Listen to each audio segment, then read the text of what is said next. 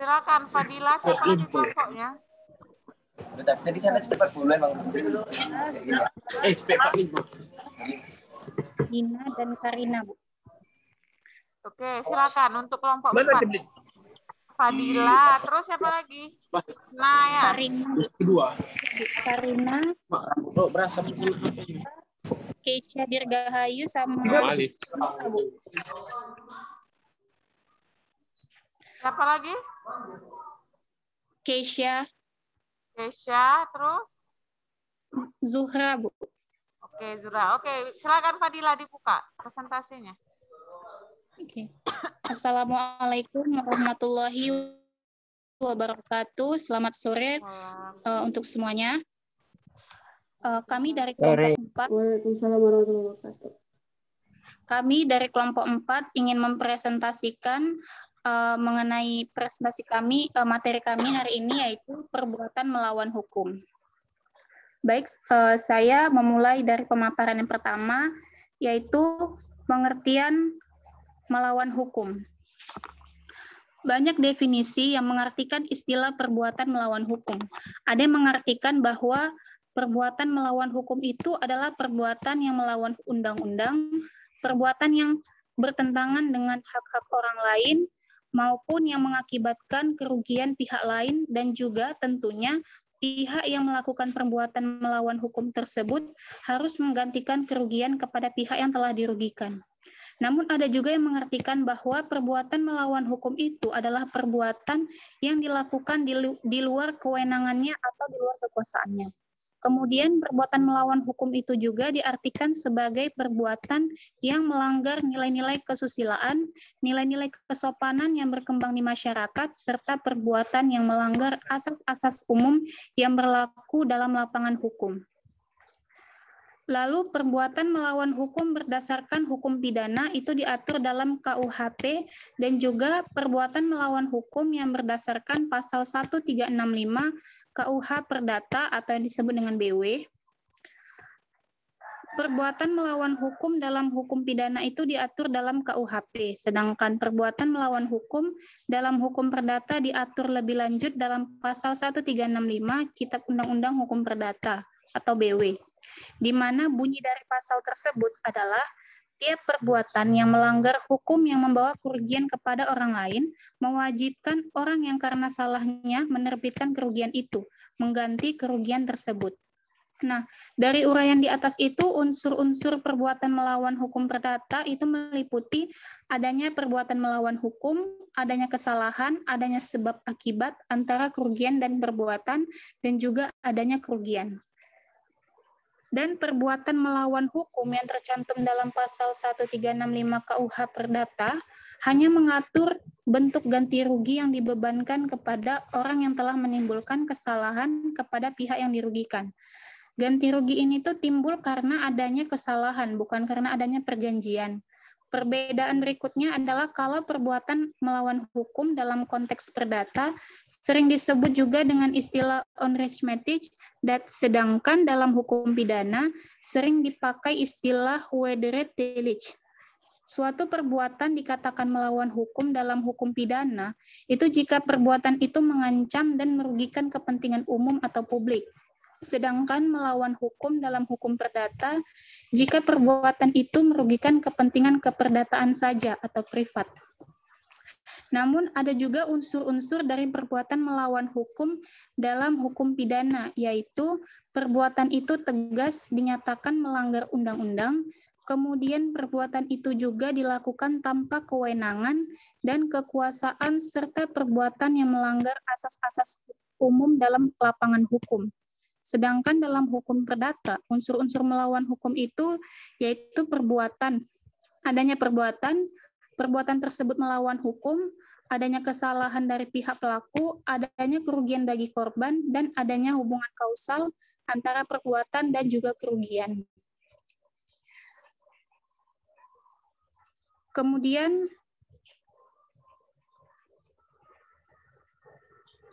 perbuatan melawan hukum dalam hukum pidana. Dalam memori toelichting atau sejarah pembentukan KUHP di Belanda, tidak ditemukan apakah yang dimaksud dengan kata hukum dalam frase melawan hukum. Jika merujuk pada postulat kontra legem facit, it facit quid leg prohibit, infradem verocui elvis verbis legis sentitim ejus circumenit, maka dapat diartikan bahwa seseorang dinyatakan melawan hukum ketika perbuatan yang dilakukan adalah suatu perbuatan yang dilarang oleh hukum. Pengertian melawan hukum itu sendiri dikemukakan oleh Simon sebagai berikut. Apa arti yang harus diberikan mengenai istilah melawan hukum dalam ketentuan-ketentuan ini? Sedangkan menurut pandangan orang, banyak istilah tersebut tidak lain daripada tanpa hak sendiri. Menurut pendapat saya, hanya ada satu pandangan yang dapat diterima mengenai adanya melawan hukum, bahwa ada kelakuan yang bertentangan dengan hukum. Tanpa hukum mempunyai arti yang lain, menunjuk hanya pada artian terakhir. Hukum yang dituju oleh perbuatan tersebut tidak harus suatu hak yang subjektif, tapi juga dapat merupakan suatu hak yang pada umumnya. Kemudian akan dilanjutkan oleh Dina Andita.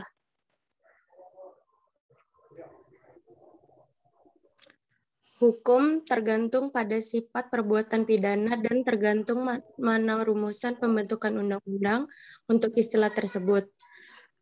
Salah satu unsur utama tindak pidana yang bersifat objektif adalah sifat melawan hukum.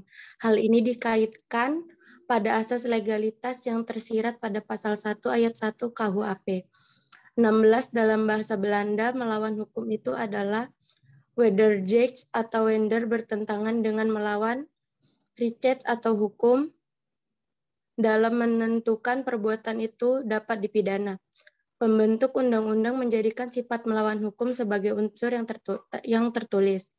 Tanpa unsur ini, rumusan undang-undang akan menjadi terlampau luas. Selain itu, sifat dapat dicela kadang-kadang dimasukkan dalam rumusan delik, yaitu dalam rumusan delik culpa. Ajaran sifat melawan hukum memiliki kedudukan yang penting dalam hukum pidana di samping asas legalitas. Ajaran ini terdiri dari ajaran sifat melawan hukum yang formal dan material. Ajaran sifat melawan hukum yang material dalam hukum pidana Indonesia terdapat di hukum tidak tertulis, yaitu hukum adat. Meskipun demikian, pengakuan dan penerapan ajaran sifat melawan hukum material baru dilakukan pada tahun 1965 dan implikasi yang lebih jauh adalah lolosnya para koruptor karena telah membayar unsur kerugian negara dalam perkara korupsi. Dalam perkembangannya, ajaran sifat melawan hukum ini kemudian diformalkan kedudukannya dalam perundang-undangan seperti UU Nomor 31 Tahun 1999 dan rancangan KUHP. Jika kita meneliti pasal-pasal dalam KUHP, maka akan tercantum kata-kata melawan hukum. Untuk menunjukkan suatu tindakan atau suatu maksud, penggunaan kata wederrecht untuk menunjukkan sifat tidak sah suatu tindakan terdapat pada pasal 167 ayat 1, 168, 179, 180, 189, 190, 198, 253 sampai dengan 257, 333 ayat 1, 334 ayat 1, 336 ayat 1, angka 1, 372, 429 ayat 1, 431, 433 ayat 1, 444. Oke, jangan dibaca semua ya, biar bisa tanya jawab kawannya ya. Baik, Bu. Selanjutnya, elemen-elemen melawan hukum dalam pidana. 1. Menurut pandangan formil. Menurut pandangan formil, elemen melawan hukum bukanlah unsur mutlak perbuatan pidana. Melawan hukum merupakan unsur perbuatan pidana jika disebut secara tegas dalam rumusan delik. Salah seorang yang berpendapat demikian adalah Pom. Dalam Hoonbeek-nya, Pom secara tegas menyatakan wederrecht is thus in het algemeen get besteld van het strafrecht atau sifat melawan hukum pada umumnya bukan unsur perbuatan pidana, kecuali dinyatakan dengan hukum pada umumnya bukan unsur perbuatan pidana, kecuali yang terdaftar pada pasal 338 KUHP yang berbunyi barang siapa sengaja merampas nyawa orang lain diancam karena pembunuhan dengan pidana penjara paling lama 15 tahun.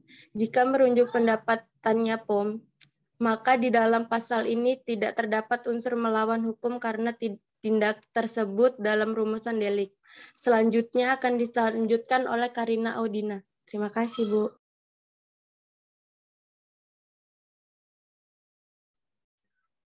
Dua, pandangan material. Berbeda dengan pandangan formil, pandangan material menyatakan bahwa melawan hukum adalah unsur mutlak dari setiap perbuatan pidana. Pandangan ini antara lain dianut oleh Post dan Muljadno.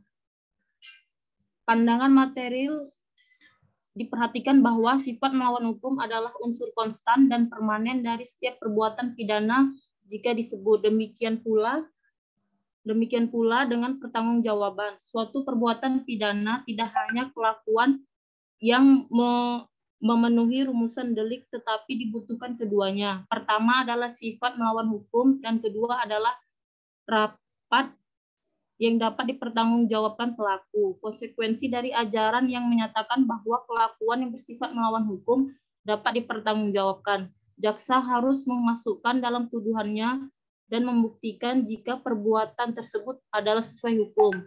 Pelaku tidak dapat dipertanggungjawabkan dan harus dibebaskan adalah suatu konsekuensi. 3, pandangan tengah. Selain pandangan formil dan material terhadap elemen melawan hukum, masih ada elemen pandangan tengah. Pandangan ini dikemukakan oleh Hezuwinkel Suringa sebagai berikut: the weathers leach is leaks there war with her no elementen further landmark had can mark van inder delik. Sifat melawan hukum adalah unsur mutlak jika disebutkan dalam rumusan delik. Paham-paham sifat melawan hukum dalam hukum pidana. Berdasarkan paham-paham sifat melawan hukum, doktrin membedakan perbuatan melawan hukum terbagi dua, yaitu perbuatan melawan hukum formil dan material. Formil yaitu perbuatan melawan hukum apabila perbuatan tersebut diatur dalam undang-undang, jadi sandarannya adalah hukum tertulis. Perbuatan melawan hukum material yaitu suatu perbuatan melawan hukum yang diatur dalam undang-undang. Terdapat di lapangan hukum secara lebih jelas pembuat konsep KUHP baru 1998 menegaskan dianutnya pandangan sifat melawan hukum material yang terdapat dalam pasal 17 yang dirumuskan sebagai berikut. Perbuatan yang diancam dengan pidana oleh suatu peraturan perundang-undangan dan perbuatan disebut juga bertentangan dengan hukum. Penegasan ini juga dilanjutkan dengan pasal 18, yaitu setiap tindak pidana selalu bertentangan dengan peraturan perundang-undangan atau bertentangan dengan hukum. Dari kata-kata berlawan hukum tidak hanya formal yang diakui, tetapi juga material yang terakomodasi. Ini tidak lain menampung hukum adat yang sampai saat ini dari berbagai daerah tetap berlaku dan kebanyakan tidak tertulis. Dari sini terlihat adanya keseimbangan antara patokan formal atau kepastian hukum dan patokan material nilai keadilan. Di mana dalam kejadian KUHP baru 1998 memberi pedoman hakim harus sejauh mungkin mengutamakan nilai keadilan dalam memutuskan suatu perkara yang dihadapi dari nilai kepastian konsep legalitas material maupun ajaran sifat material melawan hukum. Dalam bukunya Andi Hamzah 2014 Asas Hukum Pidana menyatakan bahwa melawan hukum dalam arti formil diartikan bertentangan dengan undang-undang apabila perbuatan tersebut telah merumuskan rumusan delik, maka bisa dikatakan telah melawan hukum. berarti hanya dalam arti negatif. Artinya kalau tidak ada melawan hukum atau material merupakan dasar pembenar dalam penjatuhan pidana yang harus dipakai melawan hukum formil. Artinya yang bertentangan dengan hukum positif yang tertulis karena nullum crimen sine lege stricta yang tercantum pada pasal 1 ayat 1 KUHP. Sedangkan menurut Satoshi Kartanegara melawan hukum dalam hukum pidana dibedakan menjadi dua, yaitu formil dan material. Formil yaitu apabila sesuatu perbuatan dilarang dan diancam dengan hukuman oleh undang-undang. Sementara material adalah suatu perbuatan yang mungkin walaupun tidak dengan tegas dilarang dan diancam dengan hukuman oleh undang-undang. Selanjutnya saya lanjutkan oleh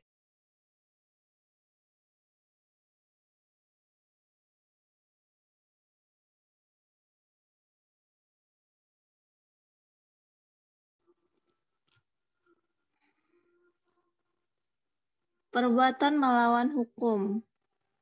Dalam hukum perdata, secara klasik yang dimaksud dengan perbuatan dalam istilah perbuatan melawan hukum adalah non-fashion, yakni merupakan tidak berbuat sesuatu yang diwajibkan oleh hukum.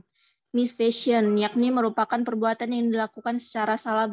Perbuatan mana yang merupakan kewajiban atau merupakan perbuatan yang mempunyai hak untuk melakukannya. Malfeasance, yakni merupakan perbuatan yang dilakukan padahal pelakunya tidak berlaku untuk melakukannya. Dahulu pengadilan menafsirkan melawan hukum sebagai hanya pelanggaran dari pasal-pasal hukum tertulis semata-mata. Elemen-elemen melawan hukum dalam hukum perdata. Sesuai dengan ketentuan dalam pasal 1365 KUP Perdata 45, maka suatu perbuatan melawan hukum dalam hukum perdata haruslah mengandung unsur-unsur sebagai berikut. Yang pertama, adanya suatu perbuatan. Kedua, perbuatan tersebut melawan hukum. Ketiga, adanya kesalahan dari pihak pelaku. Keempat, adanya kerugian bagi korban. Kelima, adanya hubungan kasual antara perbuatan dengan kerugian. Selanjutnya akan dilanjutkan oleh Jura. Kesimpulan. Adapun dalam kesimpulan ini, penulis akan menjawab dua rumusan masalah di atas, yaitu apa yang dimaksud dengan perbuatan melawan hukum dalam hukum pidana dan dalam hukum perdata, serta unsur-unsur apa yang membedakan di antara keduanya. Untuk menjawab pertanyaan tersebut, kita bisa membedakan perbuatan melawan hukum dalam hukum pidana dan hukum perdata. Pertama, perbuatan melawan hukum dalam hukum pidana sering disebut dengan moderate dan perbuatan melawan hukum dalam hukum perdata sering disebut dengan unrehmatic death. Kedua, dasar hukum pengaturannya, perbuatan melawan hukum dalam hukum pidana diatur dalam kitab Undang-Undang Hukum Pidana, sedangkan perbuatan melawan hukum dalam hukum perdata diatur dalam kitab Undang-Undang Hukum Perdata atau KUHPR atau BW. Khususnya di pasal 13.6 BW. Ketiga, sifat perbuatan melawan hukum dalam hukum pidana bersifat publik, artinya ada kepentingan umum yang dianggar atau di samping juga kepentingan individu. Sedangkan perbuatan hukum dalam konteks perdata bersifat private dan yang dilanggar hanya kepentingan pribadi saja. Keempat, unsur-unsur perbuatan melawan hukum dalam hukum pidana adalah perbuatan yang melanggar undang-undang, perbuatan yang dilakukan di luar kewenangannya atau kekuasaannya, dan perbuatan yang melanggar asas-asas umum yang berlaku di lapangan hukum. Sedangkan unsur-unsur dari perbuatan melawan hukum dalam konteks perdata adalah adanya suatu perbuatan tersebut melawan hukum, adanya kesalahan dari pihak pelaku, adanya kerugian bagi korban, dan adanya hubungan kasual antara perbuatan dan kerugian tersebut.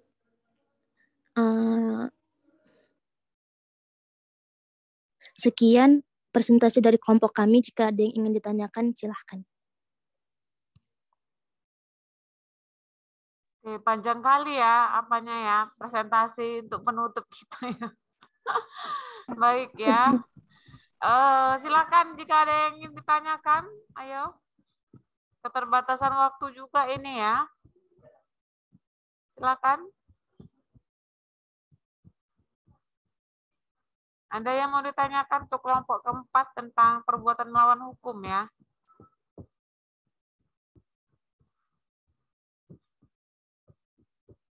Ayo, untuk terakhir ini ya, pertemuan terakhir ya.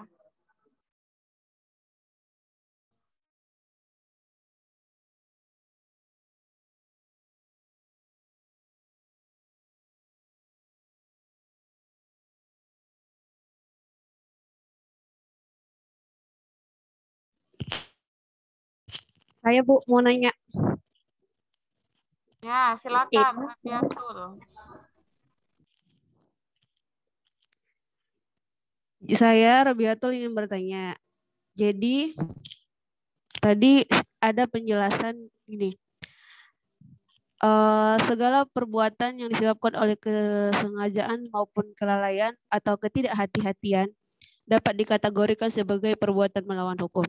Jadi, yang pertanyaan saya di sini, bagaimana perbuatan kelalaian yang dikategorikan sebagai perbuatan melawan hukum? Maaf, Robiatul, bisa diulangi pertanyaannya?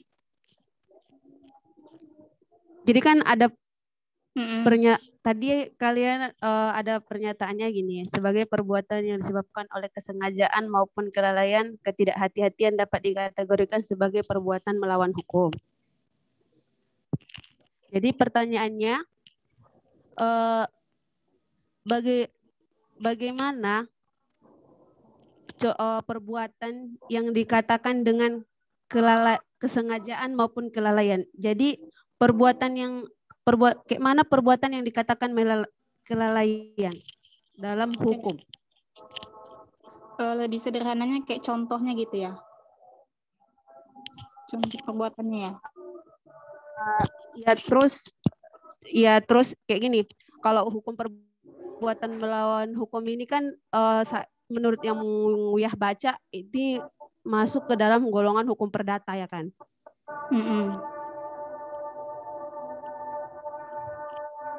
Jadi kelalaian dalam hukum perdata itu sebutkanlah pasal KUHP-nya pasal berapa gitu biar lebih jelas gitu. Oke. Kasih ya.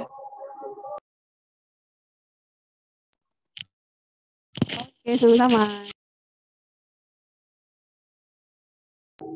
Bagi teman-teman yang lain, ada yang ingin bertanya?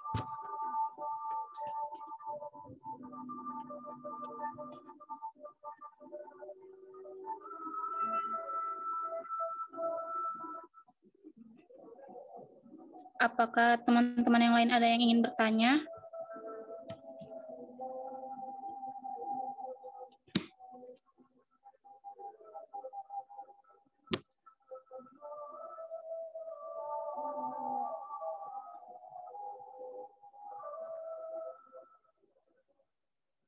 Baik, karena tidak ada yang ingin bertanya lagi, untuk teman kami Robiatul, mohon waktunya sekitar 2 menit untuk memberikan jawabannya. Mohon tunggu ya Robiatul.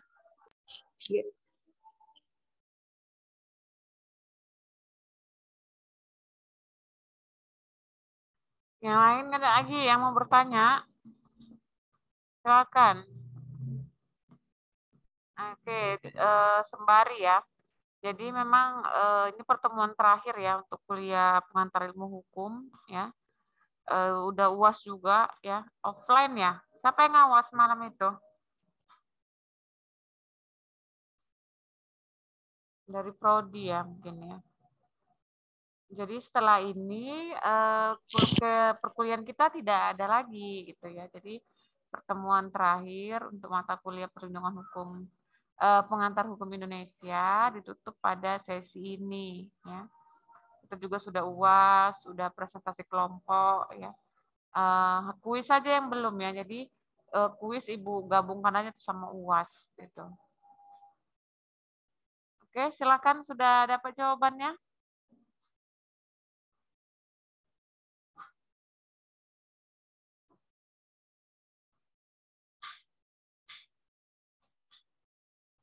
Jangan si Fadila lah, si Kesia coba, Kesia. Bisa dijawab Kesia?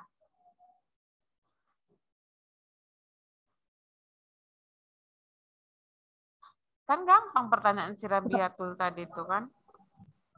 Iya Bu, sebentar ya Bu. Oke, jadi terakhir ya, jadi nanti minggu depan mungkin nilai akan keluar ya. Di minggu depan Ibu koreksi dulu, kemudian nilai nanti akan keluar mungkin di tanggal-tanggal 29 ke bawah lah itu, 29 ke bawah ya. nilai keluar ya, ini 4 SKS gitu. Jadi Ibu berharap ya nilai kalian bagus-bagus karena nilai 4 SKS itu apabila dapat B aja ya itu benar-benar mempengaruhi IP gitu. Ya semoga bagus-bagus nilainya ya.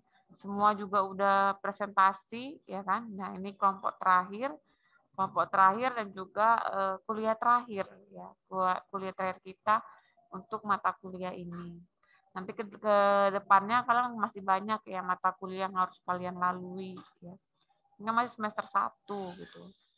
Masih ada hukum pidana, ada hukum perdata, ada mata kuliah lainnya. Jadi nanti semoga kita jumpa lagi ya untuk pertemuan-pertemuan selanjutnya dengan Ibu.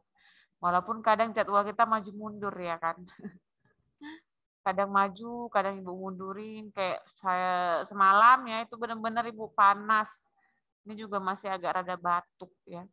Panas tinggi jadi tidak bisa kita kuliah sebelum UAS. Jadi Ibu mohon maaf juga ya.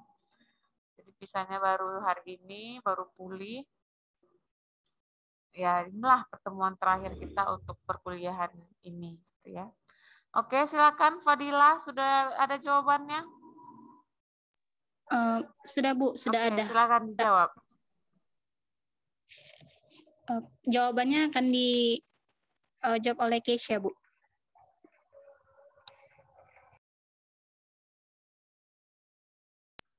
Ya, saya akan menjawab pertanyaan dari Robiatul.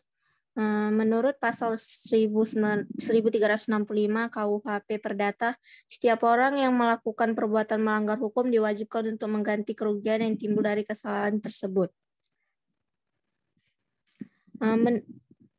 Menurut ahli hukum perdata Rutan menyatakan bahwa setiap akibat dari perbuatan melawan hukum tidak bisa dimintai pertanggungjawaban jika tidak terdapat unsur kesalahan. Hal ini dikarenakan menurut pasal 1365 KUHP Perdata, perbuatan yang dilakukan dengan sengaja ataupun dilakukan karena kurang hati-hati atau kelalapan memiliki akibat hukum yang sama, yaitu pelaku tetap bertanggung jawab mengganti keseluruhan kerugian yang diakibatkan dari perbuatan melawan hukum yang dilakukan. Contohnya, seorang pengendara mobil menabrak pejalan kaki dan mengakibatkan pejalan kaki tersebut pingsan. Atas hal tersebut, baik terhadap pengendaraan yang memang sengaja menabrak pejalan kaki tersebut, ataupun lain-lain. Misalnya karena mengantuk tetapi harus bertanggung jawab atas kerugian yang dialami perjalanan kaki tersebut.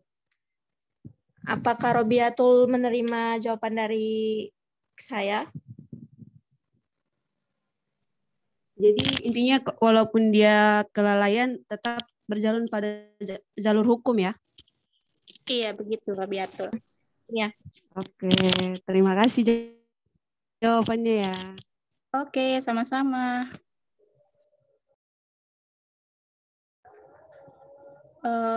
Bagi teman-teman lain, ada keinginan bertanya? Jika tidak ada yang ingin bertanya, maka sekian dari hasil presentasi kami mengenai pemaparan materi perbuatan melawan hukum. Kami dari kelompok 4 mengucapkan terima kasih pada teman-teman dan mohon maaf apabila ada kesalahan dalam memaparkan materi. Dan sekian dari kami, saya tutup.